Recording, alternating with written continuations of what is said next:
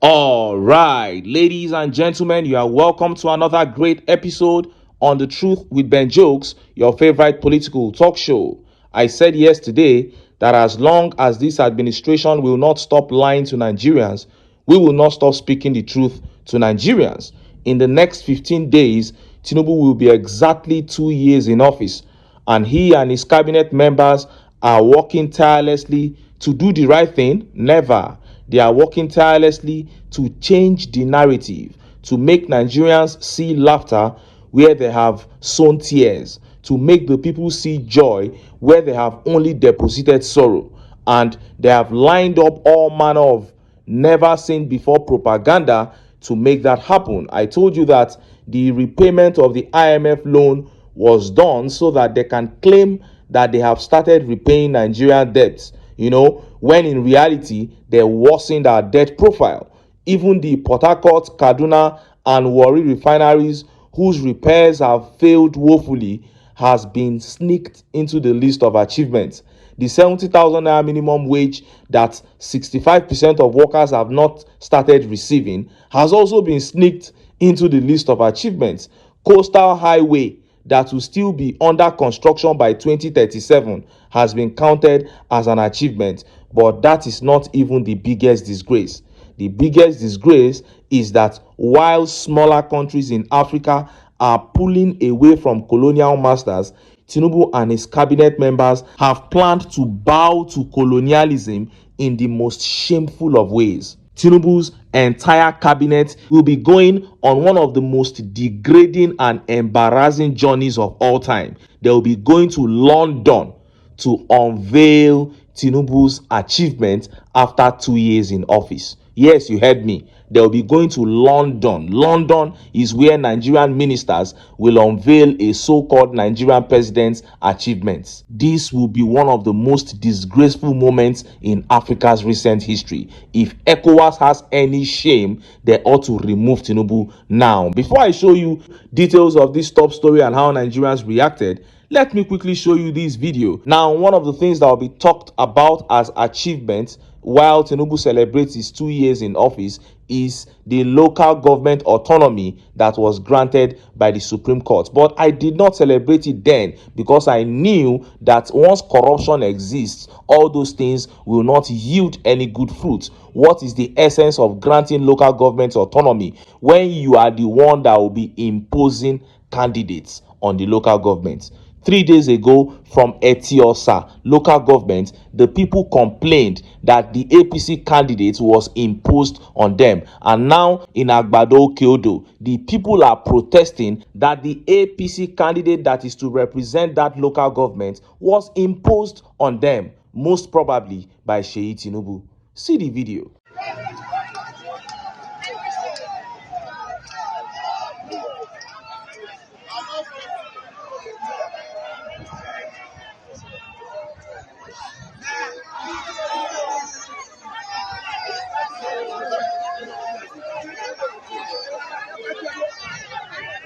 Give us our mandate. We want family wise and Agbado Kyodo. Give us our mandate. Family wise is our mandate. Family wise is our mandate. Give us our mandate. Family wise is what we want in our Agbado Kyodo. Family wise is what we want. Give us our mandate. Give us our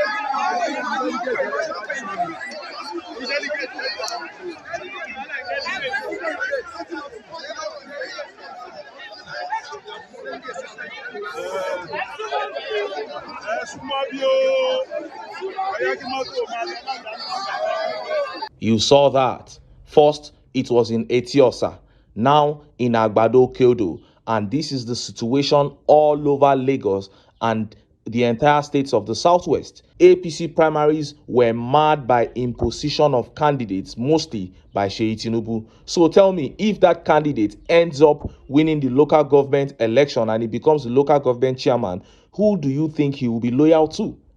When the local government monies are paid into their accounts, who do you think will control all that?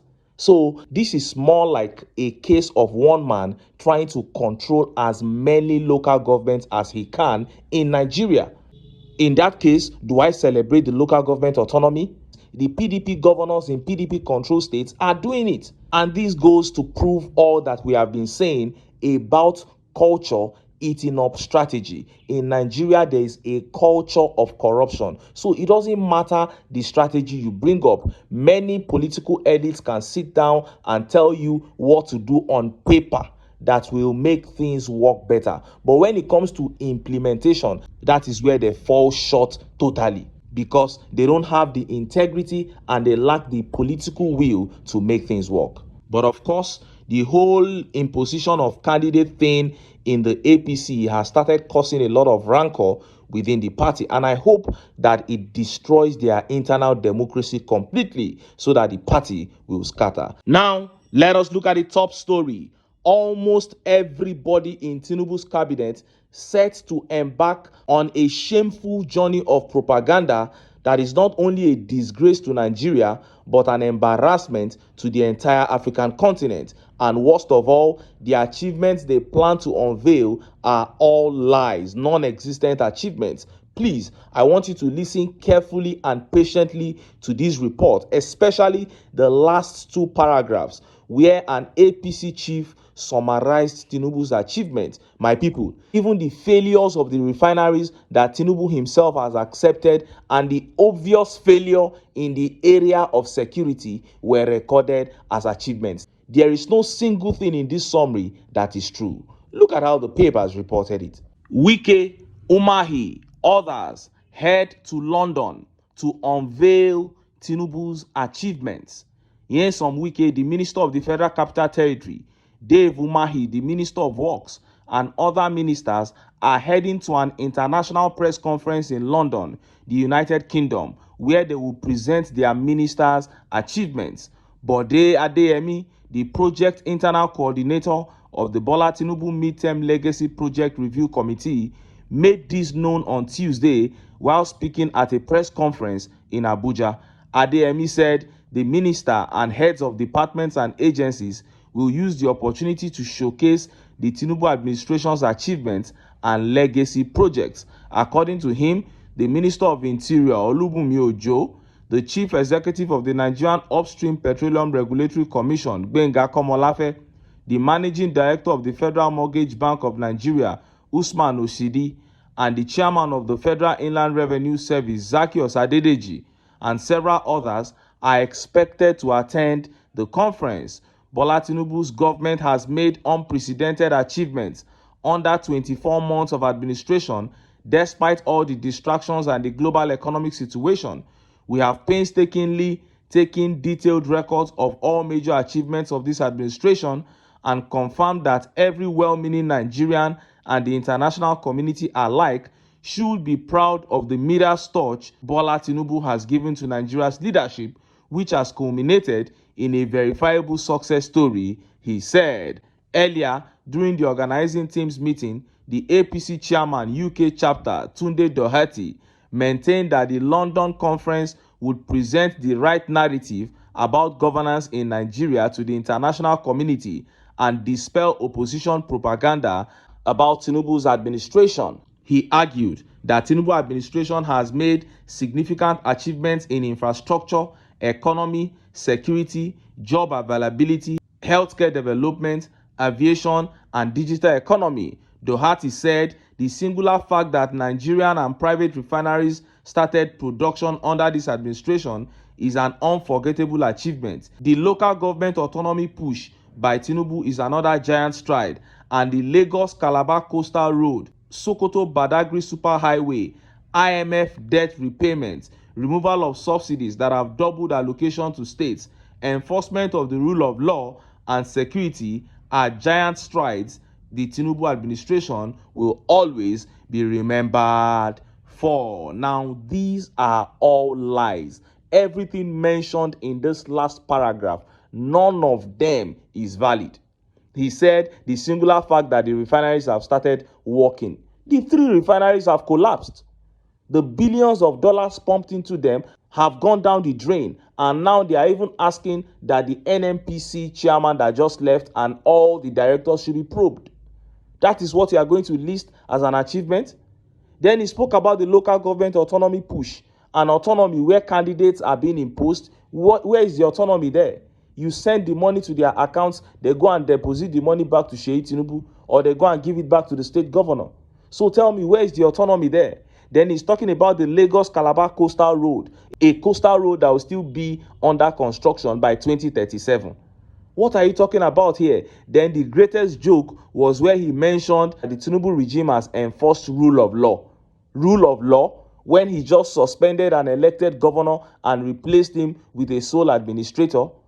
And he said they recorded giant strides in the area of security. Well, maybe you mean the daily killings of scores of Nigerians is giant stride. Maybe you mean the taking over of local governments in Plateau State by Fulani headsmen and even renaming the local governments to Fulani names is a giant stride. Maybe you mean taking over 2/3 of the local governments in Benue State is a giant stride. Farmers in southwest Nigeria come out every day to complain that their farms have been taken over by Fulani headsmen. If that is what you call giant stride, then I agree. And look at how Nigerians reacted. Let's take some of the tweet reactions. This tweet here by Olamilekon says, are these people cursed or what? You are heading to London to unveil the nation's colossal failure away from Nigeria. Is this a joke or something? My brother, if you ask me, who I go ask? Well, it is okay that they are actually running away from Nigeria because they know that here in Nigeria, the people can see through their failures. They feel their failures daily. So they need to go to London where the people don't feel anything they are doing here and lie to them. And Yemi here says, I laugh in Swahili. Going to London to announce Nigeria's achievements. Hey God, who do us like this? I have never heard a thing like this before. Never in my life. A country's cabinet travels to another country to go and unveil their achievements. Who are the mad people that come up with this kind of ideas? Lucas here says, why this London all the time? Is Nigeria still under colonial rule? I need someone to educate me. Please, if we were under direct colonial rule, wouldn't it have been better? We have heard tales of how Nigeria was when we were under the colonialists. Their leadership was far better than what we are seeing now from these evil people. Adeleke here says, why London? Why anywhere in the first place? Why step out of your country to go and unveil achievements of a so-called president? Because you know he has nothing to celebrate. That's why you have come up with this bizarre idea. And in other news, Cardoso, Nigerians don't read enough. Only 2,000 people downloaded a CBN document, the cable. I think this man, his mental state needs to be checked. Nigerians don't read enough. Only 2,000 people downloaded CBN documents. Who are even those 2,000 people that downloaded the CBN document? Those 2,000 people must be maybe your 4 kids, Wike's 2 or 3 kids, and we need to just sum them up together to get to 2,000. Because I don't see how an average Nigerian will stand up and say he's going to download CBN document to read what? When people are doing recruitments, you don't know Nigerians. We'll just hear that Atiku's daughter, Saraki's cousin, Wike's cousin, Ganduje's cousin. That's how we hear. We only learn about your recruitments. We don't know how it happens. You guys are ghosts there at CBN. But you want to upload a document, then me, I'll go and say I want to download it. May my phone crash if I try to download a CBN document. May I lose that phone. Let them steal it if I attempt to download a CBN document. You think Nigerians feel like citizens? You treat people like animals, and you think they have a sense of belonging? What should Nigerians do with a CBN document? Any Nigerian, any average Nigerian that downloads that document, may that phone crash. May he lose that phone, because those are the stupid people that help you people to rig during elections. You are saying that Nigerians don't read enough. What is the value of reading in Nigeria? Have you people not destroyed the educational system?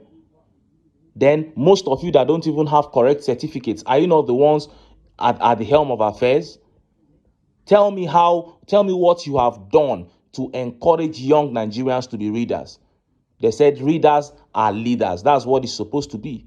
But you come here, people that cannot read are the ones leading here. What a show of shame.